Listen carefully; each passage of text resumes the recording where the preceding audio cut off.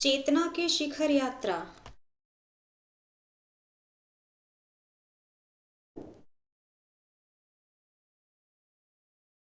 जीवन गाथा परम पूज्य गुरुदेव की।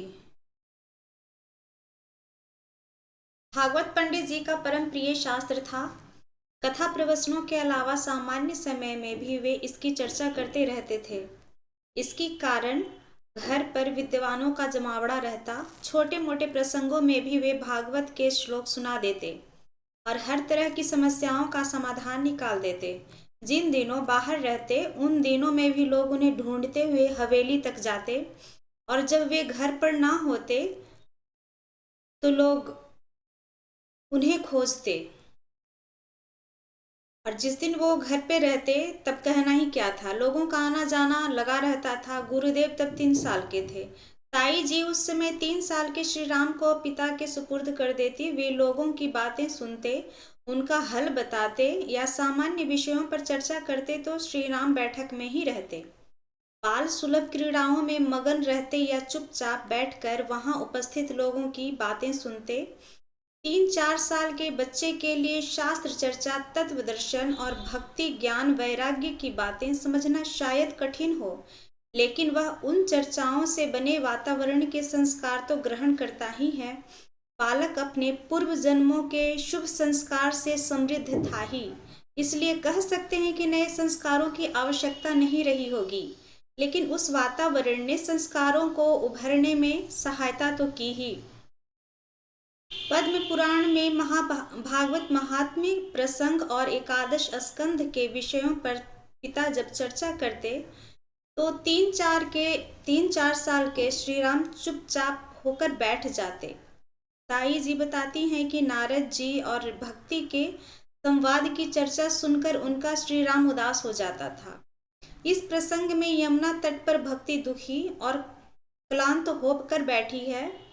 पास ही 2 बूढ़े व्यक्ति बेहोश पड़े हैं। उन्हें होश में लाने की कोशिश करती हुई स्त्री सहायक के आने की प्रतीक्षा करती हुई आसपास देखते रहती है। कुछ स्त्रियां उसे धीरज बंधा रही हैं। नारद जी संयोग से पहुंचते हैं और युवती से अपना परिचय देने के लिए कहते हैं। वह कहती है, मेरा नाम भक्ति है। ज्ञान और वैराग्य ये दोनों मेरे पुत्र हैं। काल के प्रवाह से वे वृद्ध हो गए हैं।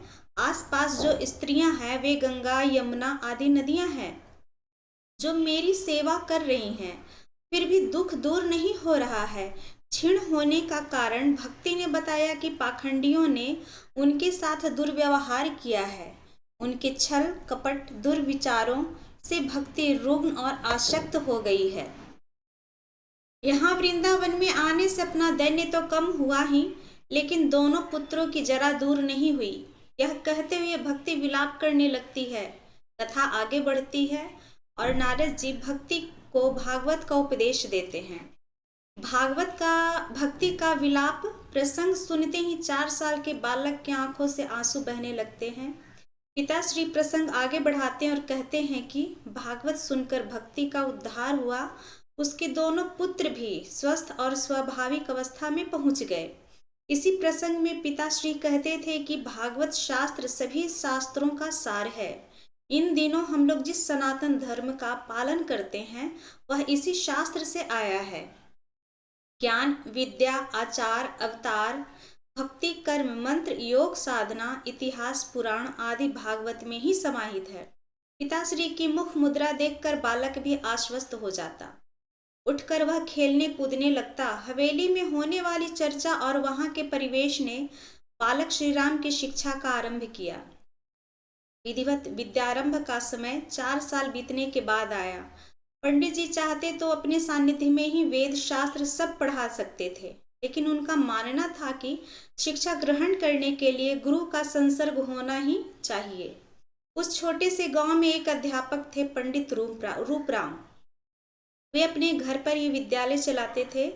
बालक श्री राम को पंडित जी ने उनके सुपुर्द किया। ताई जी बताया करती थी कि पूजा पाठ के बाद गुरु जी ने तख्ती थमाई थी। पट्टी सफेद रंग की थी और लकड़ी की बनी हुई थी। उन दिनों स्लेट और खड़िया का चलन नहीं था। अलग अलग क्षेत्रों में अलग अलग तरह से अक्षर का ज्ञान कराया जाता था। पंडित रूपराम पानी पानी में गेरू घोलकर अक्षर ज्ञान कराते थे। तख्ती और गेरू की पूजा होने के बाद पहला अक्षर सिखाने लगे। फिर हाथ पकड़कर तख्ती पर पहला अक्षर लिखवाते हुए कहा, ग। श्री राम ने तुरंत गुरुजी का अनुकरण किया और गुरुजी उस अक्षर की पहचान बताने के लिए आगे कुछ बोले उससे पहले ही श्री राम ने कहा, ग। ग से गायत्री का।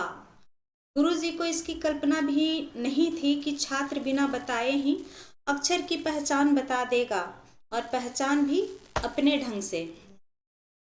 वे ग अक्षर की पहचान गणेश शब्द से कराते थे, क्योंकि पंडित रूपराम अर्थात जो गुरुजी थे, उनकी यह मान्यता था कि ग से गणेश का बोध कराने पर छात्र की बुद्धि संस्कारित होती है। कहते हैं कि गणेश बुद्धि के अधिष्ठाता देव हैं, इसलिए भी यह अच्छा श्री गणेश है।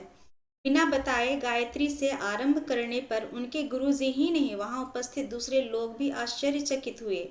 बाद में गुरुजी ने भी पूछा, श्री राम, तुम्हें किसने बताया कि ग से गायत्री होता है? विद्यार्थी ने कहा कि किसी भी ने नहीं, हवेली में सुना है, पिताजी भी इसी की कथा भागवत सप्ताह में कहते हैं। गुरु पंडित रूपराम के साथ पंडित रूपकिशोर भी गदगद हो उठे। दोनों ने बालक के सिर पर प्यार से हाथ फेरा और स्नेह से सूंघा। उन दिनों अभिभावक अपने बच्चे को गुरु के पास रखना ही ज्यादा श्रेष्ठकर समझते थे। छात्र गुरु के पास जितना रहेगा उतना सीखेगा।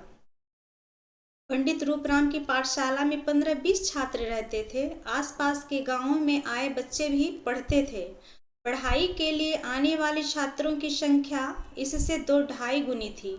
इतने छात्र तो प्रायः दिन रात ही रहते थे। कुछ विद्यार्थी आते जाते भी रहते थे, जैसे किसी दिन वहीं सो गए तो कभी अपने घर चले गए। गुरुजी सभी छात्र से स्नेहिल व्यवहार रखते थे। उनके खाने पीने, उठने बैठने और बातचीत करने की में अनुशासन दिखाई देता था, लेकिन यह अनुशासन बच्चों पर लदा हुआ नहीं था। प्यार और मधुर दुलार छात्र के भीतर जगाया हुआ था। उदाहरण के लिए पाठशाला या गुरुगृह में ही सोने वाले बच्चे को गुरुजी सुबह खुद उठाते थे। बच्चे थके मांदे नहीं हो तो भी देर तक नींद आती है।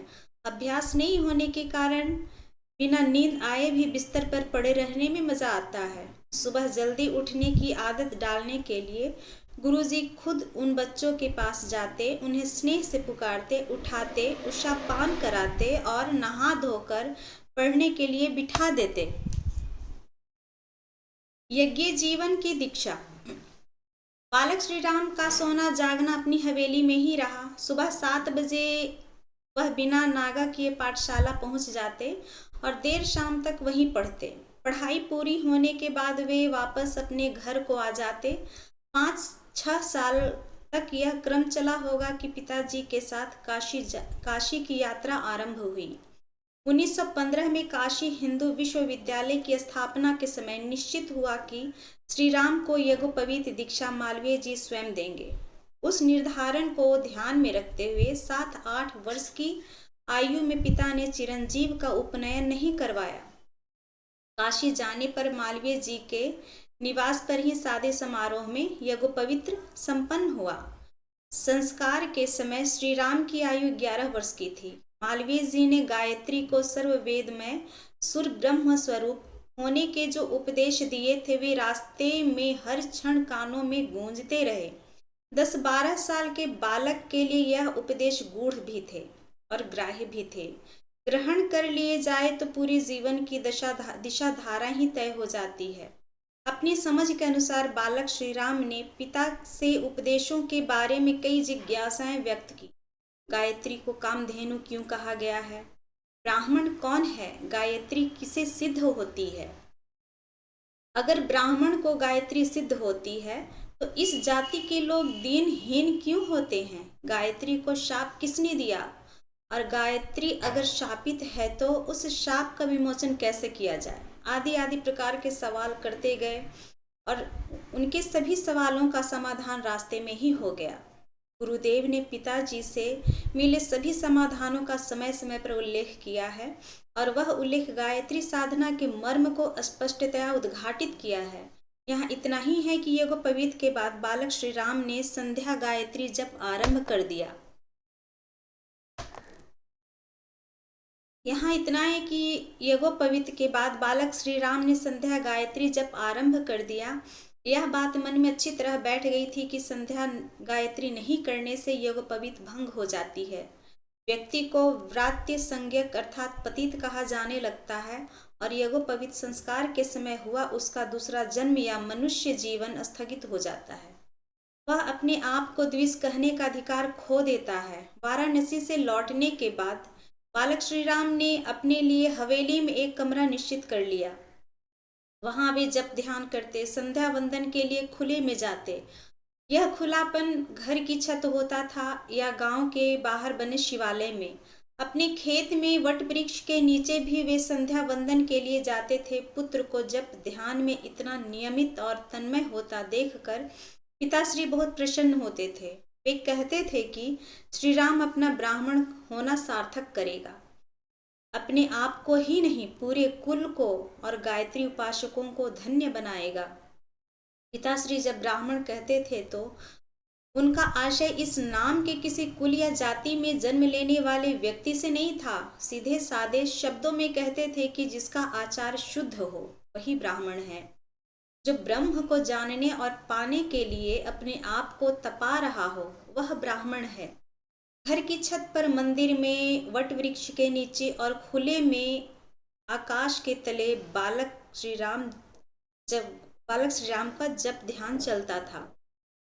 सुबह 5 बजे उठ जाते और स्नान आदि से निवृत्त होकर संध्या वंदन के लिए बैठ जाते। प्राची में सूर्योदय की लालिमा फैलने तक संध्या वंदन और गायत्री जप के साथ सविता देवता को स्वर्णिम प्रकाश का ध्यान होता।